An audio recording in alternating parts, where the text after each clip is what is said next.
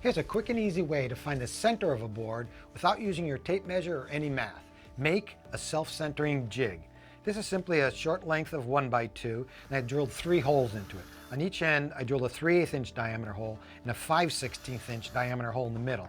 Then I took 2-inch long, 3/8 inch diameter wooden dowels, and I hammered them into the outside holes. And now, to use the jig, you simply set it on the board and rotate it. It doesn't matter which direction, you rotate it till the pins make contact with the edges. Put the pencil in the middle and slide it along.